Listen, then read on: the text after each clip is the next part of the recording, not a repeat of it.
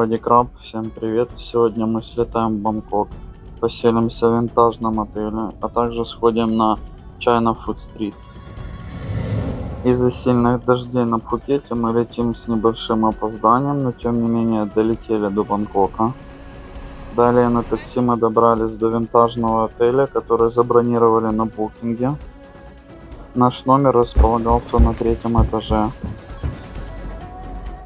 Второй этаж был похож на какой-то китайский бордель конца 19 века. В нашем номере куча винтажных предметов, ну и сам номер двухэтажный. Утро наступило как-то слишком быстро. И началось оно не с мелодии будильника, а со звуков проезжающих машин. Утром к нам заскочила работница отеля под кодовым именем Кошка уточнить, все ли у нас в порядке и вообще как мы тут поживаем. Полюбоваться тут, конечно, есть на что, но налюбовавшись местными видами, мы пошли пить кофе.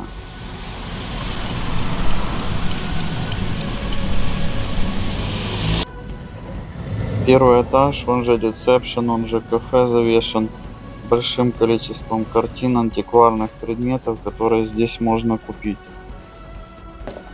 Итак, мы попили кофе и побежали по нашим делам. До встречи вечером.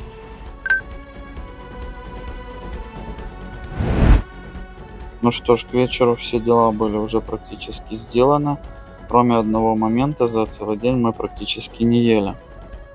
Дорога от отеля до Фуд-стрит довольно-таки стрёмная, потому что для начала надо было пройти улицу, где спали бездомные, потом пройти улицу с кучей блошиных рынков, и наконец мы добрались до Фуд-стрит.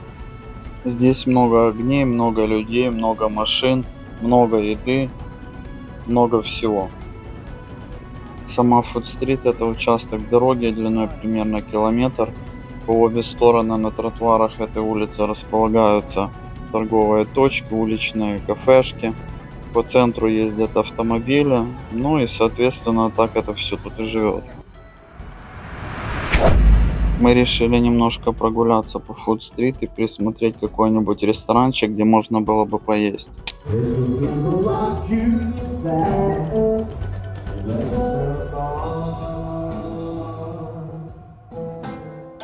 Покушать здесь можно в двух типах заведений. Первое — это рестораны, второе — это уличная еда.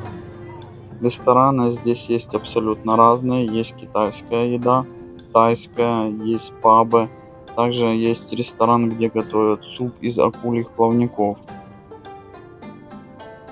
Уличную еду довольно сложно комментировать, потому что она настолько разнообразна, и порой идешь и даже не понимаешь, что это такое.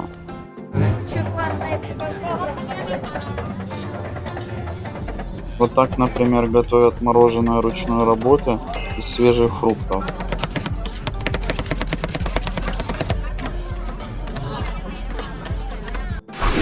Это лавка с тайскими супами. Есть лавки непонятно с чем. Под впечатлением от разнообразия блюд мы незаметно для себя прошли половину улицы. Но желудок и дети уже ясно давали понять, что пора бы где-то пересесть и покушать.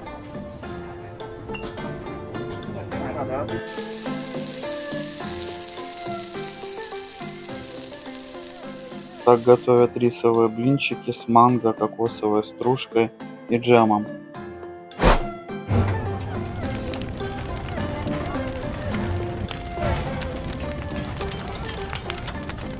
Весьма завораживающе выглядит приготовление риса или лапши на открытом огне в воке.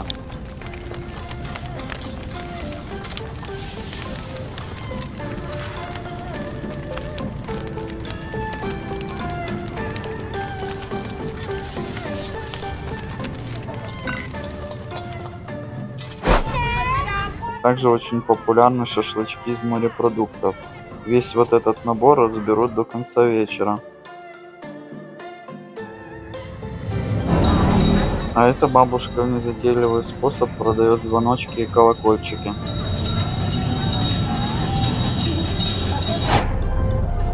Капец, такой узенький тротуар, а на нем умещается столько прохожих, столиков, уличных торговцев, кухонь. Ближе к центру улицы мы перекусили вкуснейшей уткой по-пекински и рисом. По дороге мы встретили нескольких местных талантов. Одни из них были действительно талантливы, а другие были весьма причудливы.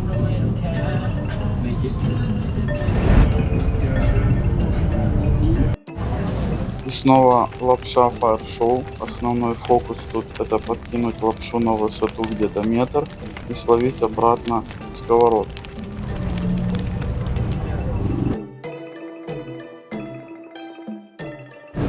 А вот эти блинчики действительно очень вкусные. У нас такие делают на пляже.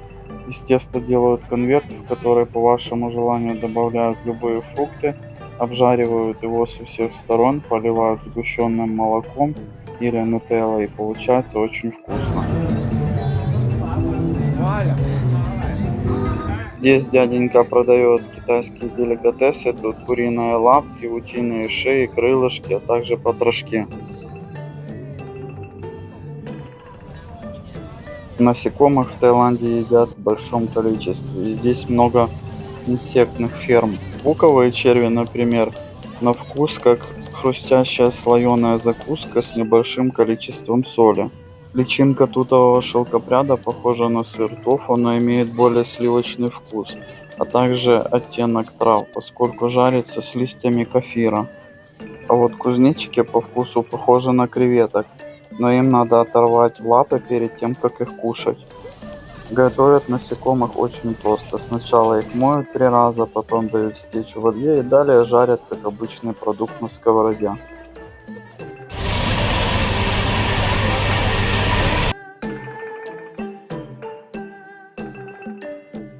Любуясь едой, не забывайте про гигиену, так как словить кишечную инфекцию здесь проще простого. Перед едой мойте руки, обрабатывайте санитайзером.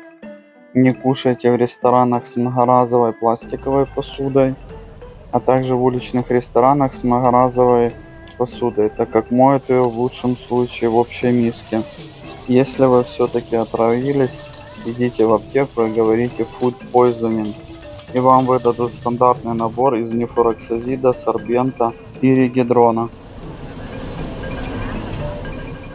В целом можно сказать, что Фуд-стрит можно посетить в формате экскурсии, а вот проживать там не сильно комфортно.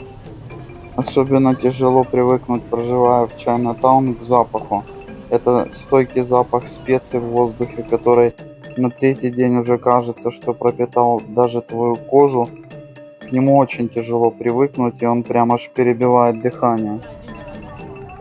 В самом Чайнатауне мы не нашли особо каких-то достопримечательностей, хотя если погулять по району, можно найти несколько храмов. Многие дома в квартале в запущенном виде, и скорее всего по причине 3-летнего локдауна по ковиду.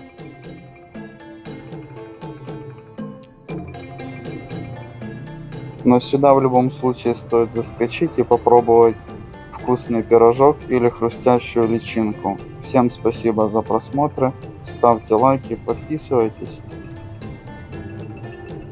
Вот такой бамбук.